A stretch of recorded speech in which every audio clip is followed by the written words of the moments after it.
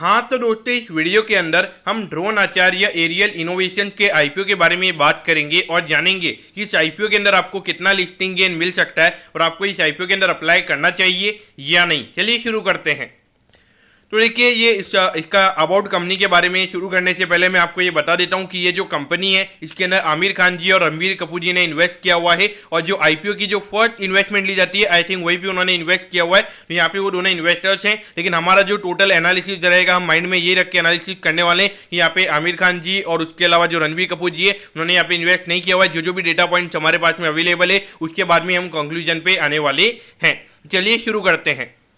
तो देखिए, ये जो कंपनी है 2017 में ये कंपनी स्टार्ट हुई थी, यानी कि कंपनी को स्टार्ट हुए सिर्फ 4 से 5 साल ये कंपनी को स्टार्ट हुए हैं। और देखा जाए तो एक काफ़ी कम लेवल पे ये कंपनी हमें काम करती हुई नजर आ रही है। तो देखिए, ये जो कंपनी है ये कंपनी ड्रोन से रिलेटेड जो भी सॉल्यूशंस होते हैं वो ये कंपनी प्रोवाइड करवाने का काम करती है। अगर हम देखेंगे तो यहाँ पे 4 कैटेगरीज के अंदर हमें ये कंपनी काम करती हुई नजर आती है। सबसे पहला अगर आप देखोगे तो यहाँ पे ट्रेनिंग प्रोवाइड करवाने का ये कंपनी काम करती है, यानी कि ड्रोन को कैसे ऑपरेट किया जाता है, जो ड्रोन की जो पायलट वाली जो ट्रेनिंग होती है वो ये कंपनी प्रोवाइड करवाने का काम करती है। फिर ड्रोन बिल्डिंग हो गया, फिर उसके अलावा एरियल सिनेमोटोग्राफी, यानी कि अगर आपने देखा होगा कि आजकल शादियों में भी ड्रोन का यूज काफ़ी ज़्यादा होने लग गया है, तो वो शादियों में ड्रोन को कैसे ऑपरेट वगैरह करना चाहिए, यानी कि इसके थ्रू आप वीडियो वगैरह कैसे ले सकते हो, तो वो चीज़ें यहाँ पे ये कंपनी वो सर्विसेज ये कंपनी प्रोवाइड करवाने का काम करती है। अगर हम यहाँ पे सेकंड अगर हम सर्विस की अगर हम बात करेंगे तो यहाँ पे सर्विसेज प्रोवाइड करवाने का ये कंपनी काम करती है, जिसके अंदर अगर आप देखोगे जो डेटा प्रोसेस होता है तो उसे कैप्चर वगैरह करने का ये कंपनी काम करती है। तो ये सारी सर्विसेज ये कंपनी प्रोवाइड करवाने का काम करती है। अगर हम यहाँ पे थर्ड अगर हम कैटेगरी की अगर हम बात करेंगे तो सर्विलेंस वाली जो सर्विस है वो भी ये कंपनी प्रोवाइड करवाने का काम करती है, यानी कि उसके अंदर जो लैंड का जो सर्वेइंग होता है वो भी यहाँ पे लैंड का सर्वे होता है। फिर उसके अलावा अगर आप देखोगे जो अंडर वाटर की जो सर्विसेज होती है, यानी कि पानी के अंदर अगर कुछ चीज़ों को अगर आइडेंटिफाई वगैरह करना है तो उसके लिए उसको अगर आप कैसे यूज़ कर सकते हो तो वो भी यहाँ पे सर्विलेंस सर्विसेज ये कंपनी प्रोवाइड करवाने का काम करती है। अगर हम चौथे पॉइंट की अगर हम बात करेंगे तो यहाँ पे HPH इंजीनियरिंग के साथ में उन्होंने यहाँ पे पार्टनरिंग किया हुआ है, तो उसके अंदर भी पार्टनरशिप वाले भी ये जो काम है वो भी ये कंपनी वो वाले काम भी ये कंपनी करती है। उसके अलावा अगर हम देखेंगे तो यहाँ पे इंटीग्रेटेड ड्रोन सॉल्यूशन भी ये कंपनी प्रोवाइड करवाने का काम करती है, जैसे कि अगर आप देखोगे हाइड्रोग्राफी हो गया, आर्कियोलॉजिकल सर्वेस हो गया, तो इनके लिए भी जो ड्रोन सॉल्यूशन की रिक्वायरमेंट होती है वो भी ये कंपनी प्रोवाइड करवाने का काम करती है। तो देखिए, इन शॉर्ट अगर हम देखेंगे तो यहाँ पे मेरे ख्याल से थोड़ा कॉम्प्लेक्स हमने यहाँ पे समझा है, लेकिन मेरे ख्याल से जो ड्रोन से रिलेटेड जो भी सर्विसेज होती है वो ये कंपनी प्रोवाइड करवाने का काम करती है। और इन शॉर्ट यहाँ पे ये कंपनी ड्रोन को मैन्युफैक्चर नहीं करती है, तो ये मत समझिएगा कि ये कंपनी ड्रोन मैन्युफैक्चरर है। अब अगर हम यहाँ पे कंपनी की अगर हम ऑफिस की अगर हम बात करेंगे तो देखिए, पुणे महाराष्ट्र के अंदर हमें ये कंपनी का ऑफिस नजर आता है। और कंपनी ने जो प्री सीड फंडिंग राउंड की अगर हम बात करेंगे तो लगभग $4.6 मिलियन की उन्होंने फंडिंग उठाई है, यानी कि इन शॉर्ट अगर हम इंडियन टर्म्स में अगर हम बात करेंगे तो 40 लाख लगभग $46 लाख के लगभग उन्होंने ये फंडिंग उठाई है।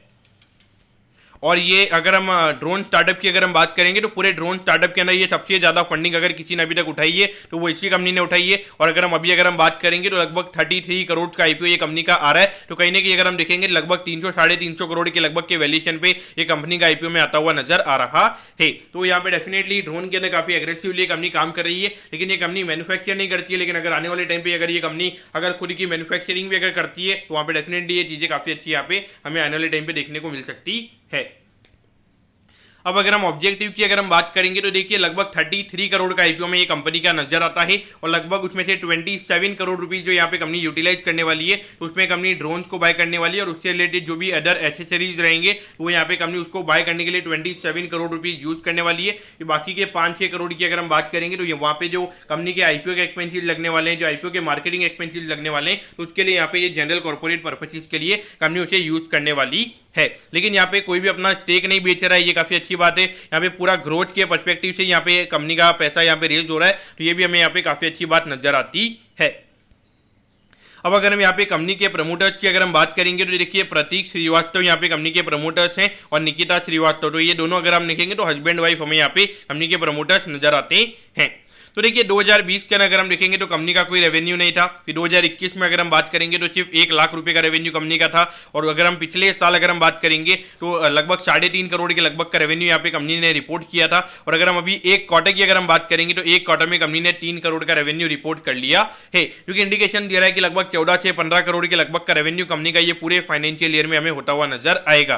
पहले कंपनी ये लगातार हमें लॉस में नजर आ रही थी, लेकिन अगर हम पिछले साल की अगर हम बात करेंगे तो कंपनी ने 40 लाख रुपए का प्रॉफिट कमाया था। और अभी एक क्वार्टर में कंपनी ने 72 लाख रुपीज का प्रॉफिट कमा लिया है, जो कि इंडिकेशन दे रहा है कि लगभग 3 करोड़ का लगभग का नेट प्रॉफिट यहाँ पे कंपनी का ये पूरे फाइनेंशियल ईयर में हो सकता है। लेकिन यहाँ पे एक अच्छी बात हमें ये नजर आती है, यहाँ पर अगर आप देखोगे 46 लाख की कंपनी की टोटल बोरिंग थी। और भी अगर हम देखते हैं तो ये नंबर हमें 1 लाख पे हमें ये नंबर नजर आता है। देखिए हार्डली 1 लाख रुपए का बोरिंग का नंबर है, तो मेरे ख्याल से इसमें मुझे लगता है कि कंपनी को इसको पे करने में कोई इश्यू होगा। अगर 10% का भी अगर इंटरेस्ट रेट अगर यहाँ पे रहता है तो 10,000 रुपए पे करना मेरे ख्याल से कंपनी के लिए कोई बड़ी बात यहाँ पे नहीं रहेगी। मेनली अगर हम देखेंगे तो यहाँ पे कंपनी इक्विटी कैपिटल के ऊपर यहाँ पे काफी ज्यादा फोकस कर रही है, क्योंकि कंपनी को पता है कि जो कंपनी के कैश फ्लो जो वो इतने ज्यादा सर्टेन नहीं रहने वाले आने वाले टाइम पे, उसके बेसिस पे कंपनी डेट लेके अपने बिजनेस को ग्रो नहीं कर सकती। तो इसी पॉइंट ऑफ व्यू से यहाँ पे लगातार इक्विटी कैपिटल लेके ये कंपनी अपने बिजनेस को ग्रो करने की कोशिश कर रही है। लेकिन देखिए अगर आप लगातार इक्विटी कैपिटल लेते रहते हो तो वहाँ पे आप डाउन नहीं करना चाहते हो, तो इसीलिए आप लगातार अपनी वैल्यूएशन को बढ़ाते चले जाते हो।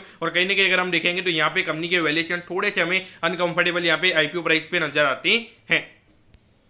अब अगर हम आईपीओ के डिटेल्स के बारे में अगर हम बात करेंगे तो देखिए 13 तारीख को ये आईपीओ में ओपन होता हुआ नजर आएगा और 15 तारीख को ये आईपीओ में बंद होता हुआ नजर आएगा। यहाँ पे 10 रुपए पर शेयर की कंपनी की फेस वैल्यू है। अगर हम प्राइस की अगर हम बात करेंगे तो 54 रुपीज पर शेयर पे यहाँ पे कंपनी शेयर दे रही है और 2000 शेयर्स का हमें यहाँ पे लॉट नजर आता है, यानी कि एक लॉट को अप्लाई करने के लिए यहाँ पे 1,08,000 रुपए लगेंगे।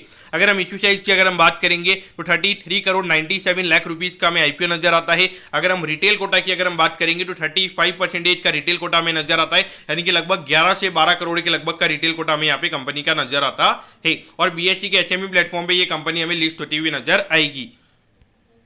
अब अगर हम यहाँ पे कंपनी के टाइम टेबल के बारे में अगर हम बात करेंगे तो देखिए यहाँ पे 20 तारीख को आपको पता चल जाएगा कि आपको अलॉटमेंट मिला है या नहीं। अगर अलॉटमेंट नहीं मिलता है तो 21 दिसंबर को आपके डीमैट अकाउंट आपके बैंक अकाउंट में रिफंड आ जाएगा। अगर अलॉटमेंट मिलता है तो 22 दिसंबर को आपके डीमैट अकाउंट में शेयर्स आ जाएंगे और 23 दिसंबर को ये कंपनी हमें लिस्ट होती हुई नजर आएगी।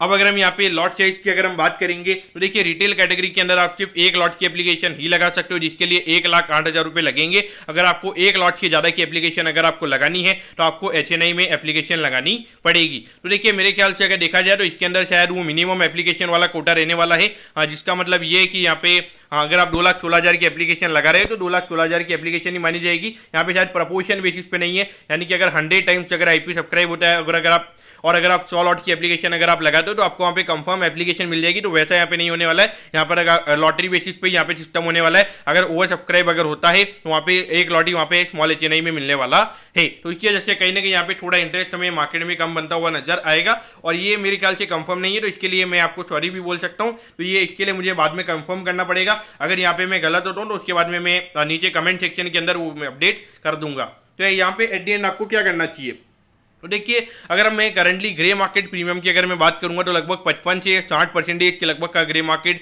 प्रीमियम आ रहा है, जो कि इंडिकेशन दे रहा है कि लगभग 60 से 65,000 रुपए का प्रॉफिट आपको लिस्टिंग पे यहाँ पे एक लॉट के ऊपर हो सकता है। तो देखिए मेरे ख्याल से करंटली ग्रे मार्केट प्रीमियम यहाँ पे मार्केट में अगर आप रूमर्स की अगर आप बात करोगे तो आमिर खान, रणबीर कपूर ने यहाँ पे इन्वेस्ट किया हुआ है, क्योंकि वजह से काफी ज्यादा यहाँ पे लोगों को इंटरेस्ट बनता हुआ नजर आ रहा है। तो देखिए मेरे ख्याल से एज अ होल ये कंपनी काफी अच्छी नजर आती है। अभी 27 करोड़ कंपनी के पास में आने वाले हैं, तो उसके बाद में उसको जब कंपनी यूटिलाइज करेगी तो हो सकता है कि यहाँ पे ये पूरे फाइनेंशियल ईयर में लगभग 5 से 6 करोड़ के लगभग के नेट प्रॉफिट ये पे कंपनी हमें ये पूरा फाइनेंशियल ईयर क्लोज होता हुआ नजर आएगा। उस पॉइंट ऑफ व्यू से डेफिनेटली अगर हम देखेंगे तो वहाँ पे सीधा वो वैल्यूएशन के पैरामीटर्स कम हो जाएंगे। लेकिन कहीं ना कहीं अगर हम अभी देखेंगे तो लगभग 300 साढ़े 300 करोड़ के वैल्यूएशन पे प्रॉफिट आना, जब जो वैल्यूएशन की अगर हम बात करेंगे तो लगभग 300 साढ़े 300 करोड़ के मार्केट कैप पे ये कंपनी का आईपीओ आ रहा है। और वहाँ पर अगर हार्डली अगर हम देखेंगे 10 से 15 करोड़ के रेवेन्यू की विजिबिलिटी हमें पूरे फाइनेंशियल ईयर की नजर आ रही है। तो वहाँ पे कहीं ना कहीं वैल्यूएशन पैरामीटर्स पे यहाँ पे काफी ज्यादा एक्सपेंसिव वैल्यूएशन हमें नजर आते हैं। तो मुझे नहीं लगता कि यहाँ पे कुछ यहाँ पे ज्यादा टेबल इन्वेस्टर्स के लिए बचा हुआ है। मेरे ख्याल से देखा जाए तो यहाँ पे अगर लिस्टिंग गेन के पॉइंट ऑफ व्यू से अगर देखना है तो अगर आईपीओ अच्छा खासा सब्सक्राइब होता है तो आपने भी अप्लाई कर देना चाहिए। बाकी long term point of view से मेरे ख्याल से अवॉइड करना चाहिए, क्योंकि वैल्यूएशन यहाँ पे काफी ज्यादा क्रेजी है। इतने क्रेजी वैल्यूएशन पे मेरे ख्याल से long term point of view से आपने यहाँ पे पैसे को अपने को होल्ड नहीं करना चाहिए। दोस्तों मैं होप करता हूँ कि ड्रोनाचार्य एरियल इनोवेशन के जो आईपीओ के डिटेल्ड एनालिसिस के बारे में जो हमने आपको बताया है वो आपको अच्छे समझ में आ गया होगा। होगा। अगर आपकी कोई भी क्वेरीज है आप कमेंट कीजिए, मैं जरूर आपके कमेंट पर रिप्लाई करूंगा। ओके दोस्तों, thank you, have a nice day.